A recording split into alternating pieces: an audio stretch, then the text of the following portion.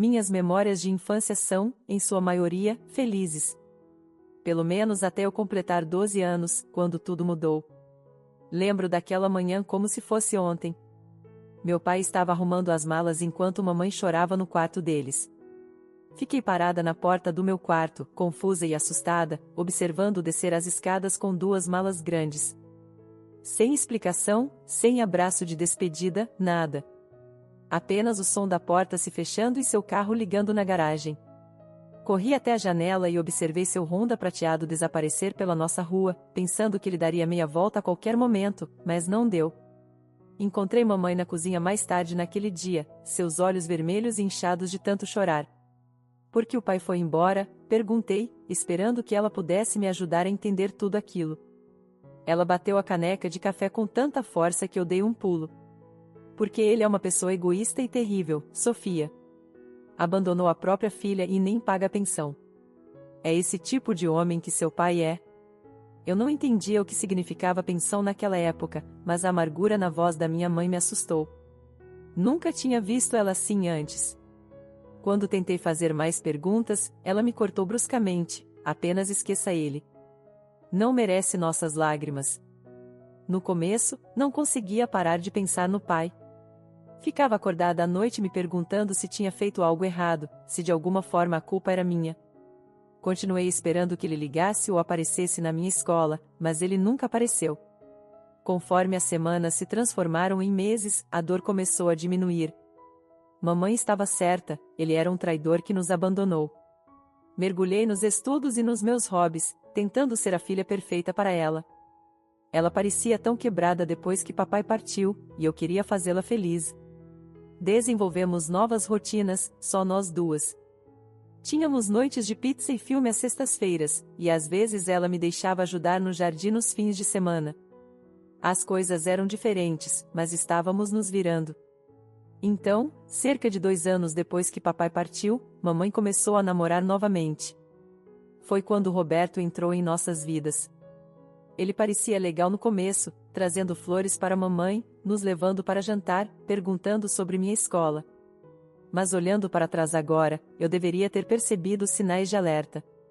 Sua mãe me disse que você tem ficado até tarde com seus amigos, ele disse uma noite, cerca de 3 meses após o início do relacionamento. Seu tom era casual, mas havia algo em seus olhos que me deixou desconfortável. Só até às 18 horas, eu disse. Mamãe disse que tudo bem. Ele sorriu, mas não chegou aos olhos. Bem, as coisas vão ser um pouco diferentes por aqui de agora em diante. Uma menina de 14 anos precisa de estrutura. Lembro de olhar para mamãe, esperando que ela dissesse algo, que me defendesse, mas ela apenas sorriu adorando Roberto e apertou sua mão. Foi quando senti pela primeira vez aquela pequena mudança no chão sob meus pés, como se tudo que eu conhecia estivesse prestes a mudar novamente. Minha vida inteira mudou depois que mamãe e Roberto se casaram. Primeiro foi um toque de recolher rigoroso, eu tinha que estar em casa às 17 horas em ponto, sem exceções. Depois veio o quadro de tarefas, detalhando cada atividade que eu precisava completar diariamente.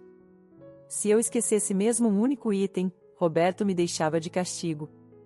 Mas eu tenho treino de vôlei depois da escola às quintas, protestei quando ele exigiu que eu limpasse a cozinha inteira até às 18 horas todos os dias. Então você vai ter que largar o vôlei, Roberto disse secamente. Suas responsabilidades em casa vêm primeiro. Olhei para mamãe buscando apoio, mas ela apenas concordou.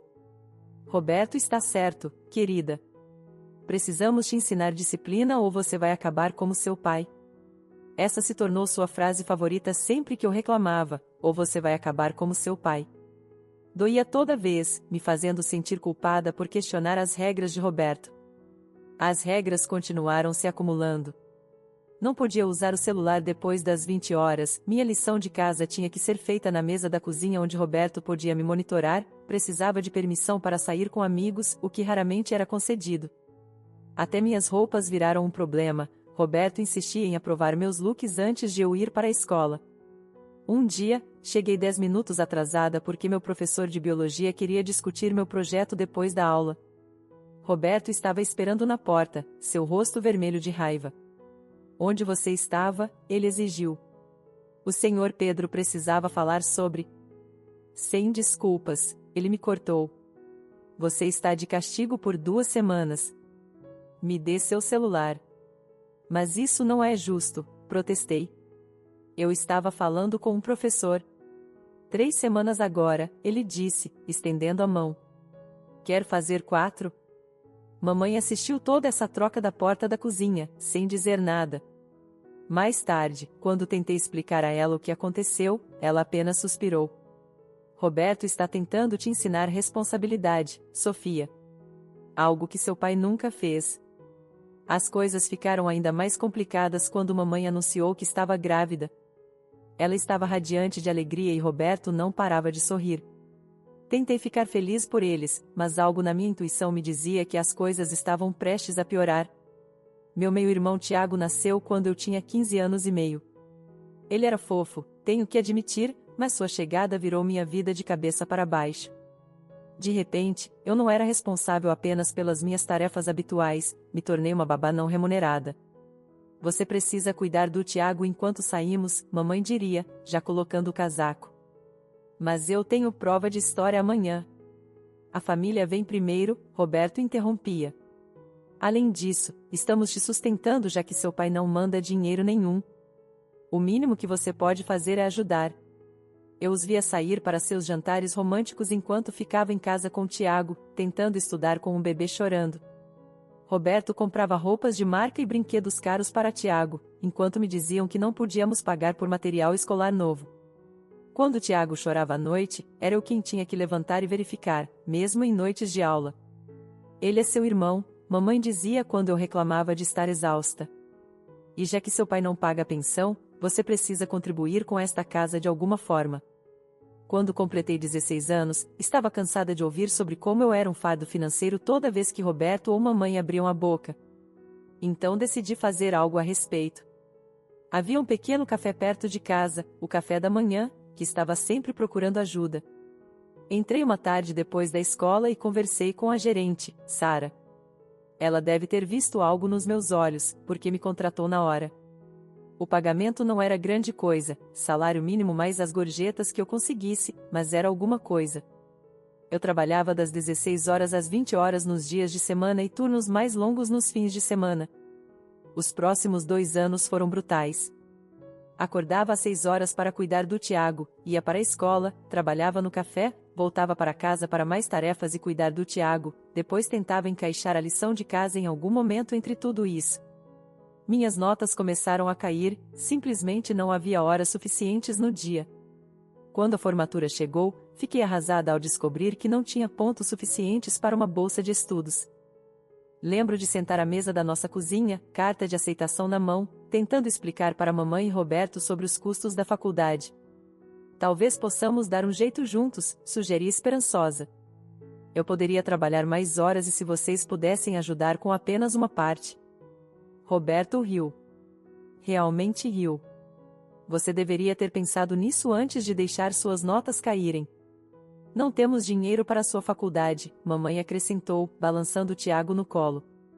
Se você tivesse estudado mais em vez de ficar de papo com seus amigos do trabalho o tempo todo. Acabei aceitando um cargo de entrada na empresa Wilson. As horas eram longas, o trabalho era monótono e meu supervisor, Sr. Paulo, parecia ter prazer em apontar cada pequeno erro que eu cometia, mas era um emprego de verdade com um salário de verdade. Então veio a bomba. Depois do meu terceiro contra-cheque, Roberto convocou uma reunião familiar. Agora que você está trabalhando em período integral, ele disse, é hora de começar a pagar aluguel. Olhei para ele incrédula. Mas eu já dou dinheiro para mamãe comprar comida. Isso é para alimentação, mamãe interveio. Isso seria pelo seu quarto, utilidades, todo o resto. Eles tinham calculado tudo, um valor que consumiria quase metade do meu salário mensal. Eu queria argumentar, apontar como era injusto, mas que escolha eu tinha?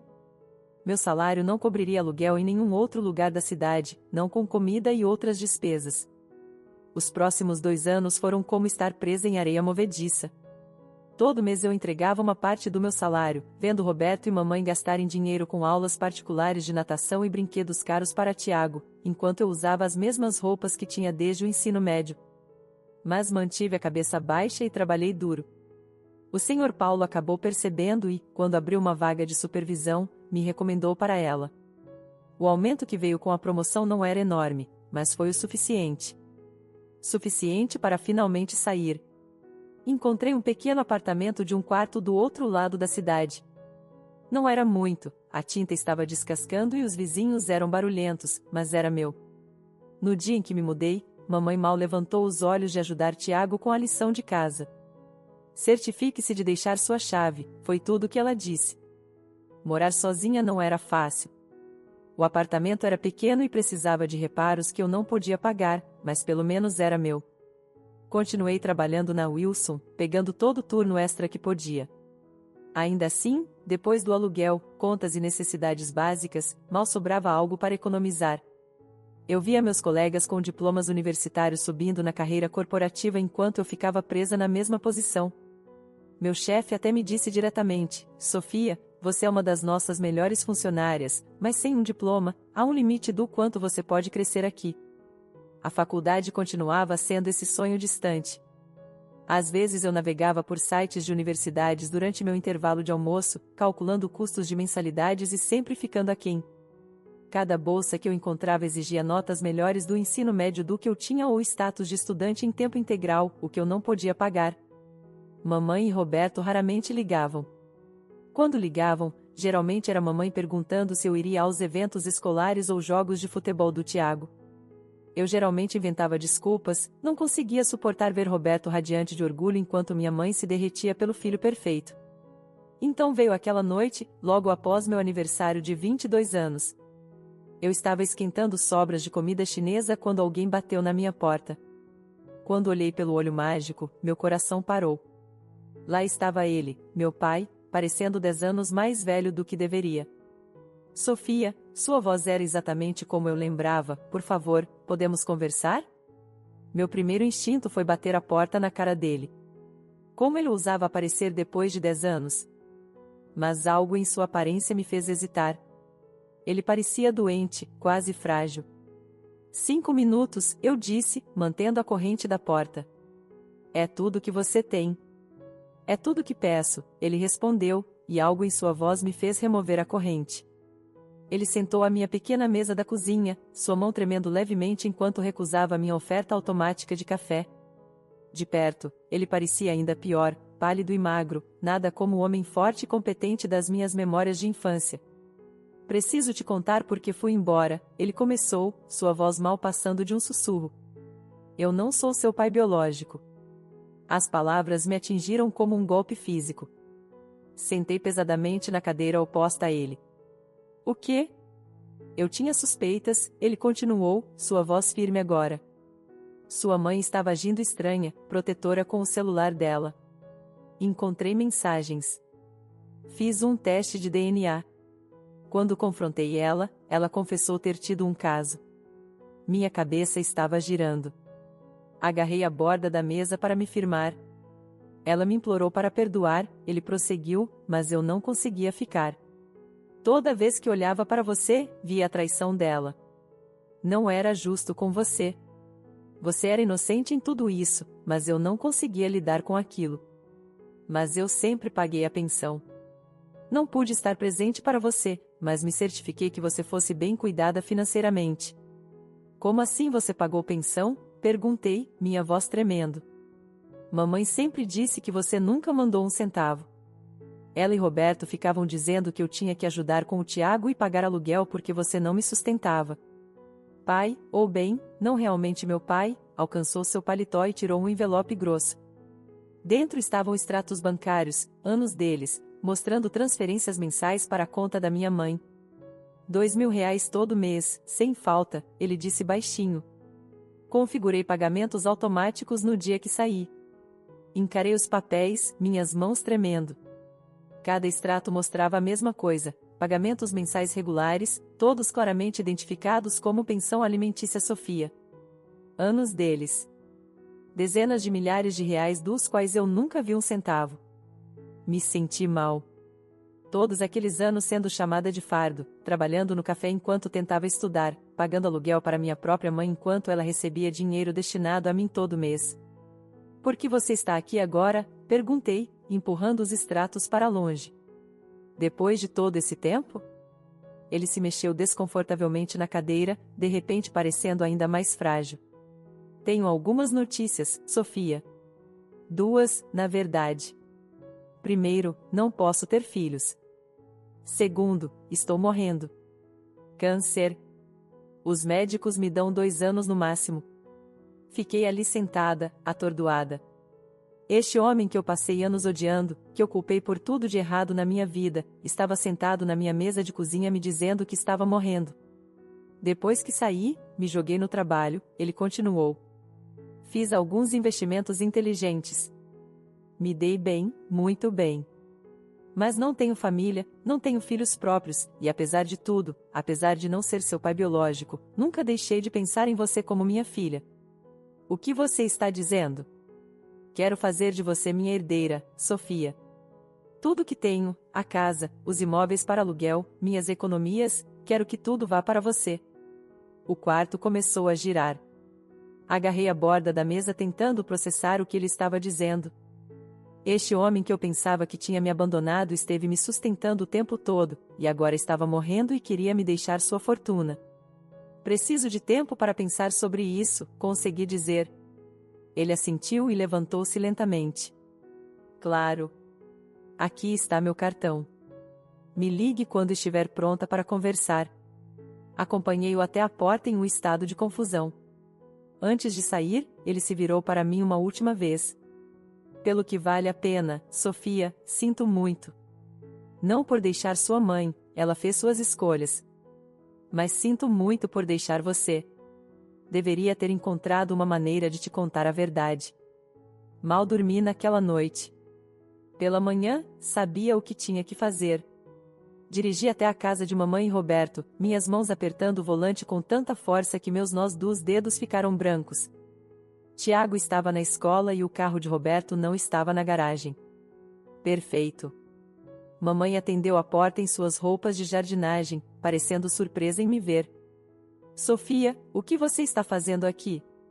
Precisamos conversar, eu disse, passando por ela para dentro da casa. A sala de estar estava exatamente igual, brinquedos do Tiago por toda parte, suas fotos escolares dominando as paredes. Pai veio me ver ontem. Mamãe congelou no meio do caminho para o sofá. O quê? Conversa interessante. Ele quer me fazer sua herdeira. Aparentemente, ele se deu muito bem na vida. Ele o quê? O rosto da mamãe ficou vermelho. Depois de abandonar você, depois de se recusar a pagar 1 centavo de pensão, e você vai simplesmente perdoá-lo porque ele tem dinheiro agora? Não pude evitar, comecei a rir, uma risada áspera e amarga que fez mamãe dar um passo para trás. Isso é engraçado, mãe. Muito engraçado. Porque ele me mostrou os extratos bancários. Todo mês durante 6 anos, R$ 2.000 em pagamentos de pensão. Para onde foi todo esse dinheiro, mãe? Porque certamente não foi para mim. A cor sumiu do rosto dela. Sofia, eu.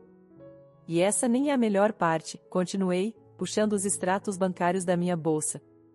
Ele também me contou porque realmente foi embora. Sobre o teste de DNA. Sobre seu caso. Mamãe afundou no sofá, suas mãos tremendo. Você não entende. Ah, eu entendo perfeitamente. Você traiu ele, engravidou de mim e depois mentiu sobre isso por anos. Então quando ele descobriu e foi embora, você mentiu mais ainda. Você pegou o dinheiro dele, dinheiro que era para mim, e usou para você mesma e sua nova família. Eu precisava desse dinheiro, mamãe de repente explodiu. Você sabe como foi difícil ser mãe solteira? E então quando Tiago chegou... Não ouse tentar justificar isso, gritei.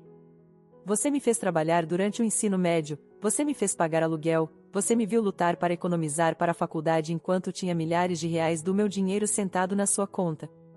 O choque da mamãe se transformou em raiva. Eu criei você. Cuidei de você. E agora você vai ficar do lado dele porque ele está acenando dinheiro na sua frente? Ficar do lado dele? Ele pode não ser meu pai biológico, mas pelo menos foi honesto comigo. O que é mais do que posso dizer de você? Ela se levantou, seu rosto duro. Se você aceitar o dinheiro dele, acabou. Entendeu? Você não será mais bem-vinda nesta família. Olhei ao redor da sala, para os brinquedos do Tiago, para as fotos de família das quais eu não fazia parte, para esta casa onde nunca me senti em casa.